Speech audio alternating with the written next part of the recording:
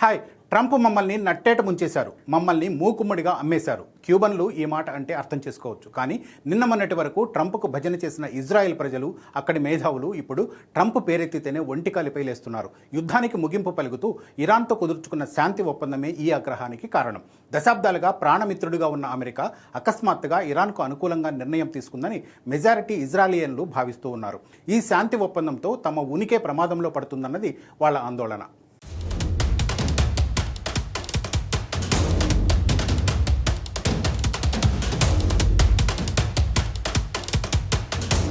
మూడున్నర నెలల సుదీర్ఘ పోరాటం, ఉద్రిక్తతల తర్వాత పాకిస్తాన్ మధ్యవర్తిత్వంతో వాషింగ్టన్, టెహ్రాన్ మధ్య శాంతి ఒప్పందం కుదిరింది. జూన్ 19న జెనీవాలో ఈ చారిత్రక ఒప్పందంపై అధికారికంగా సంతకాలు జరగనున్నాయి. ఈ ఒప్పందం ప్రకారం రెండు దేశాలు శాశ్వతంగా యుద్ధ వాతావరణానికి ముగింపు పలుకుతాయి. లెబనాన్ సహా ఆ ప్రాంతమంతటా దాడులు ఆగిపోతాయి. ఇరాన్పై ఉన్న దిగ్బంధనాన్ని అమెరికా పూర్తిగా ఎత్తివేస్తుంది. ఇరాన్ అంతర్గత విషయాల్లో ఏమాత్రం జోక్యం చేసుకోబోమని వాషింగ్టన్ హామీ ఇస్తుంది. అదనంగా బలగాలను మోహరించదు. దాదాపు $12 బిలియన్ ఇరాన్ నిధులను అమెరికా వెంటనే విడుదల చేస్తుంది. దీనికి ప్రతిగా అణ్వస్త్ర వ్యాప్తి నిరోధక ఒప్పందానికి కట్టుబడి ఉంటామని ఇరాన్ స్పష్టం చేస్తుంది. అణ్వాయుధాలను ఎట్టి పరిస్థితుల్లోనూ తయారు చేయబోమని హామీ ఇస్తుంది. 30 రోజుల్లోగా హార్ముజ్ జలసంధిని వాణిజ్య నౌకల కోసం ఇరాన్ తిరిగి తెరుస్తుంది.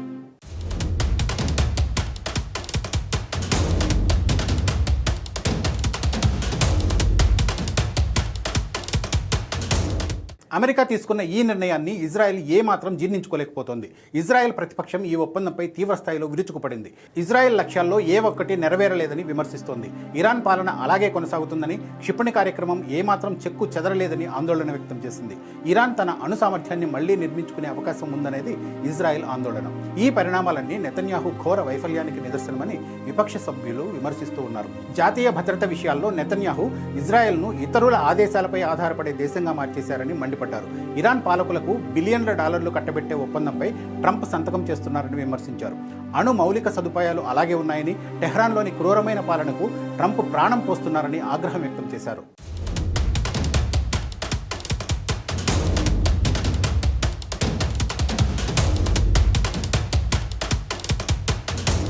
కేవలం రాజకీయ నాయకుల్లోనే కాకుండా సామాన్య ప్రజల్లోనూ తీవ్ర నైరాశ్యం అలుముకుంది. చేతికి వచ్చిన ఒక చారిత్రక అవకాశాన్ని చేజార్చుకున్నామన్న భావన ఇజ్రాయిల్లో వ్యక్తమవుతోంది. పని పూర్తి చేయడానికి వచ్చిన అవకాశాన్ని ఈ ఒప్పందం నాశనం చేసిందని టెల్ అవీవ్ వాసులు ఆవేదన వ్యక్తం చేశారు. యుద్ధానికి ముందు ఇరాన్ వద్ద 2000 కిలోమీటర్లు ప్రయాణించే 3000 క్షిపణులు ఉండేవి. యుద్ధంలో సగం ధ్వంసమైన మిగిలిన 1500 క్షిపణుల వల్ల ఎప్పటికీ తమకు తీవ్ర ముప్పు తప్పదని ఇజ్రాయెల్ ప్రజలు భయపడుతున్నారు. అమెరికా కేవలం మాటలు చెప్పిందే తప్ప ఇజ్రాయెల్కు ఎలాంటి గట్టి భద్రతా హామీ ఇవ్వలేదన్న ఆందోళన వారి మాటల్లో కనిపిస్తోంది.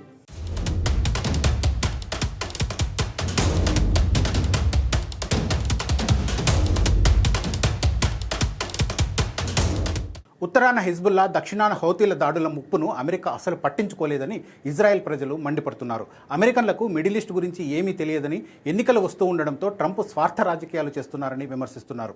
నేడు నెతన్యాహుకు బెస్ట్ ఫ్రెండ్ అయిన ట్రంప్ రేపు తన స్వలాభం కోసం కిమ్ జాంగ్ ఉన్తోనూ స్నేహం చేస్తారని ఇజ్రాయెల్ వాసులు మండిపడుతున్నారు. 2021లో ఆఫ్ఘనిస్తాన్ నుంచి వెళ్లిపోతూ తమకు సాయం చేసిన వారిని గాలికి వదిలేసిన అమెరికా తీరును వారు గుర్తు చేసుకున్నారు. 2019లో సిరియాలో కుర్దులను సైతం ట్రంప్ ఇలాగే మోసం చేశారని ఆగ్రహం వ్యక్తం చేస్తున్నారు. అమెరికా తమను వదిలేసిన తాము ఆఫ్ఘన్లు, కుర్దులలాగా సులువుగా లొంగిపోమని ఇజ్రాయెల్ ప్రజలు స్పష్టం చేస్తున్నారు. తమకు అత్యుత్తమ శిక్షణ, ఆయుధాలు ఉన్నాయని వాళ్ళు ధీమా వ్యక్తం చేస్తున్నారు. అమెరికా మద్దతు ఉన్నా లేకున్నా నిలబడతామని, తమను తాము రక్షించుకుంటామని చెప్తున్నారు. భవిష్యత్తులో లెబనాన్ అంశంలో ఇరాన్ జోక్యం చేసుకుంటే తీవ్రంగా బదులిస్తామని ఇజ్రాయెల్ రక్షణ మంత్రి ఇజ్రాయెల్ ఖాడ్జ్ హెచ్చరించారు.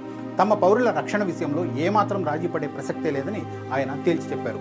తమపై దాడులు జరిగితే తమ శక్తి ఏంటో చూపిస్తామన్నారు. అయితే ఇజ్రాయెల్ స్వతంత్రంగా వ్యవహరించగలదా అన్నది పెద్ద ప్రశ్నగా మారింది.